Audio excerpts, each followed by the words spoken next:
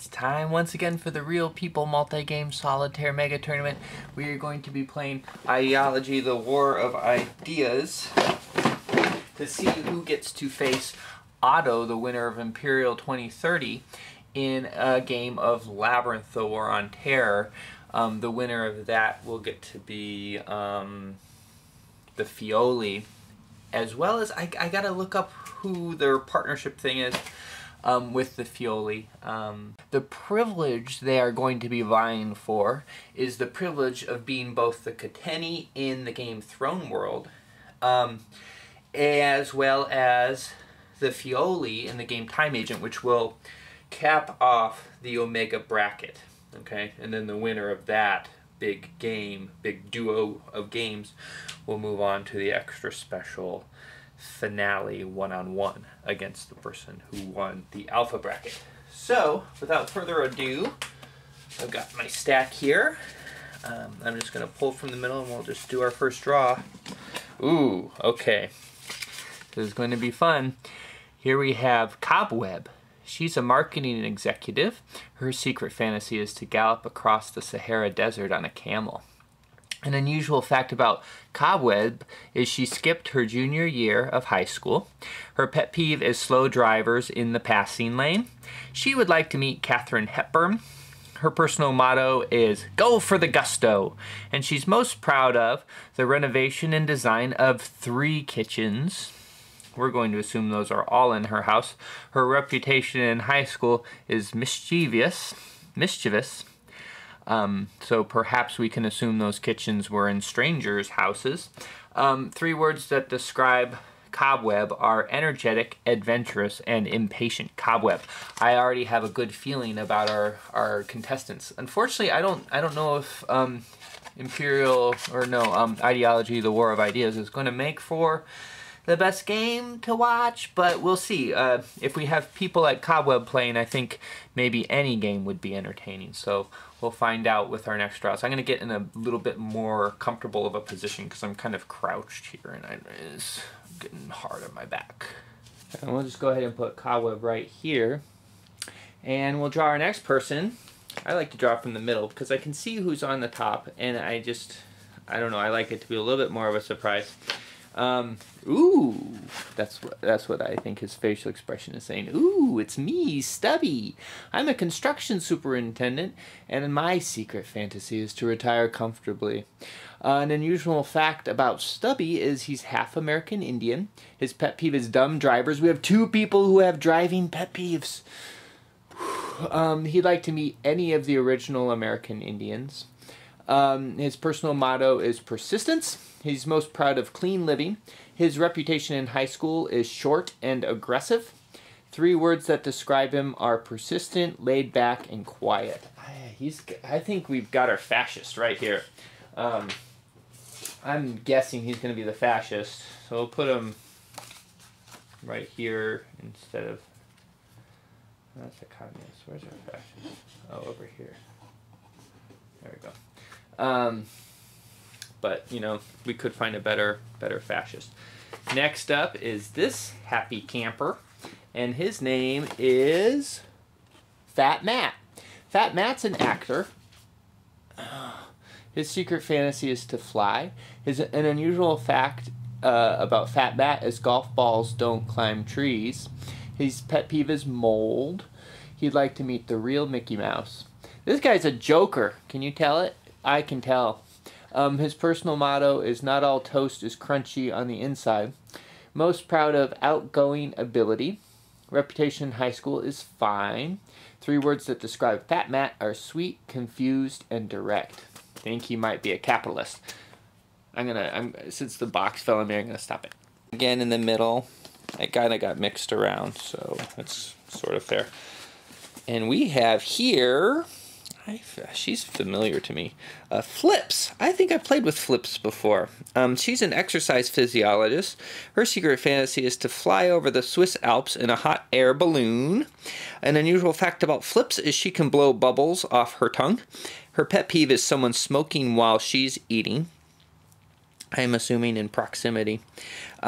She'd like to meet Nadia Comaneci. If anyone can help me with the pronunciation on that, Komenechi. Komenesi? I don't know. I don't know who that is. Her personal motto is smile flips. She's most proud of her husband. Her reputation in high school is she doesn't drink, doesn't smoke. What do you do? 3 words that describe her are outgoing, determined, and helpful. I think she might be our Islamic fundamentalist. Yeah. Okay. Final person, who I hope is a communist, otherwise we're going to have to flip things around. I think Fat Matt could be a commie. Here we go. We have Cupid Doll. Cupid Doll is a hairstylist. She'd like to marry a man who has his own salvage company. That's her secret fantasy. An unusual fact about Cupid Doll is she jumped out of a moving car going 30 miles per hour, not a scratch, and met her ex-boyfriend. Oh, so maybe she jumped out of the car and then ran into him? It was like, oh, and then it became really awkward. I don't know. I would be interested in knowing more about that story. Her pet peeve is green bushy vegetables. She'd like to meet herself in 100 years. Her personal motto is step on all the little people to get to the top. So she's not going to be a communist, I don't think. She's most proud of her chest. Not pictured. Reputation in high school is most popular. In 3 words that describe her as voluptuous, crazy, and never serious. So I don't see really any reason why it has to be Islamic fundamentalism specifically in this game. I think it's, I always saw it as more of a religious fundamentalism. I don't know that there's a huge difference. I think most religions at their fundamental basis are, at least the major ones, are not so into Western modernism if you get into what they teach. So anyway, that's a little bit off topic, but we went with flips as our Islamic or religious fundamentalists, mainly because, you know, she doesn't smoke, she doesn't drink. What do you do? And she just kind of seems like she has that sort of innocence, maybe, that kind of buttoned up innocence that might come with religious fundamentalism, more so than the other people. I mean, it's all in contrast to the other people. She seems the most likely to be a religious fundamentalist. We move over, we have Fat Matt here. He's a jokester. He's also a communist. That's not unheard of. Communists tend to be hilarious, and comedians tend to be communists. So that seemed... plus he's an actor. Actors are often communists, so seemed to kind of just go together. I think I had him somewhere else before, maybe as a capitalist, but this seems to fit him even better. I'm glad he moved. Moves us over to Stubby. Stubby, he did, yeah, you know, I kind of picked him as a fascist right away, and I think the words that got me to pick him as a fascist were short and aggressive. He's also laid back and quiet, but persistent along with that. So that makes me think he has this kind of bottled up aggression that, were he to come to power, might come out in a fascist sort of way. Who knows? I mean, you know, I'm only working from 10 little fun facts here, but all right. She was undoubtedly a capitalist to me. Cupid Doll. Step on all the little people to get to the top. I thought she could have been a communist, actually, till I got to that spot and reading her stuff. But maybe that's just because I wasn't thinking. She hates vegetables. Capitalists don't like to eat vegetables. You know, she's into her assets. Total capitalist. And, you know, Cobweb, she was going to be our fundamentalist because of her mischievousness. She kind of fell into imperialism for lack of a better spot for her. The other ones just seemed to kind of move into their ideologies so naturally. But she also wants to gallop across the Sahara Desert on a camel. That sounds like something an imperialist would want to do. We've gone one round of the foreign phase of ideology, the war of ideas, and everyone who could play a card played a card. Fat Matt, the communist, did not play a card because he played all his cards in Russia, assuring that he will be able to bump Russia up to power level 4, development level 4 during the assessment phase, as did Cupid Doll, the capitalist. She did the same thing with the United States. the imperialist power, Cobweb, did no such thing during the development phase, nor did the fundamentalists. However, Stubby improved the fascists' tactics.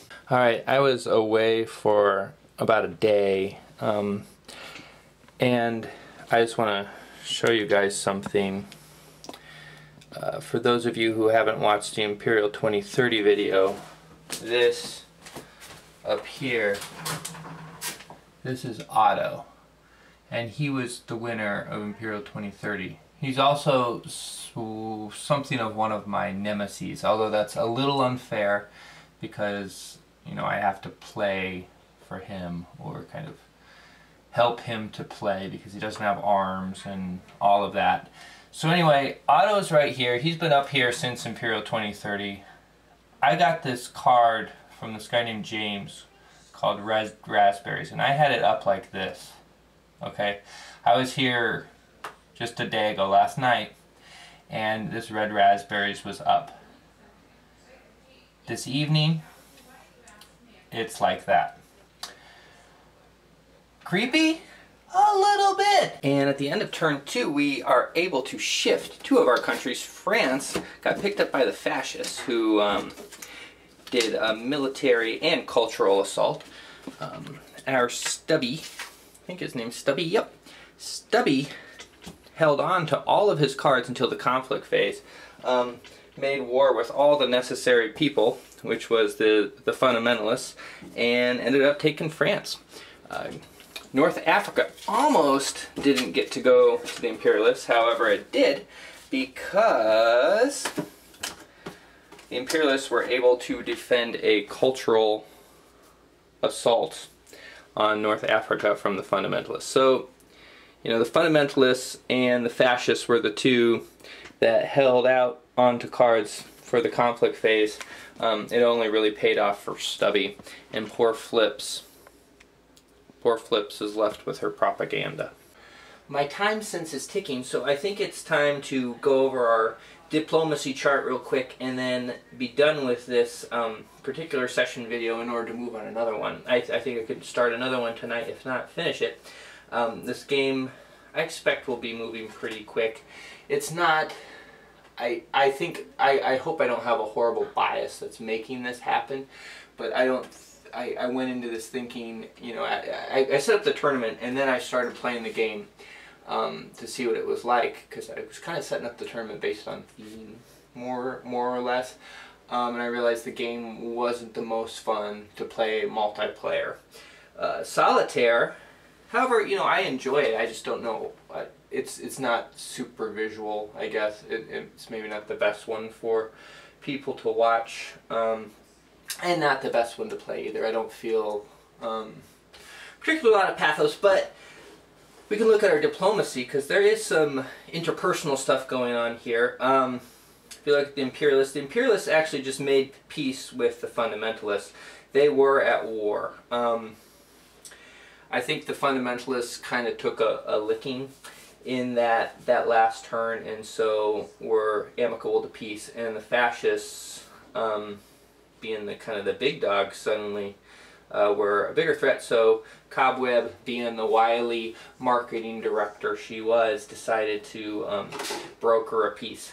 And really, no one was able to make peace with the fascists except for the capitalists.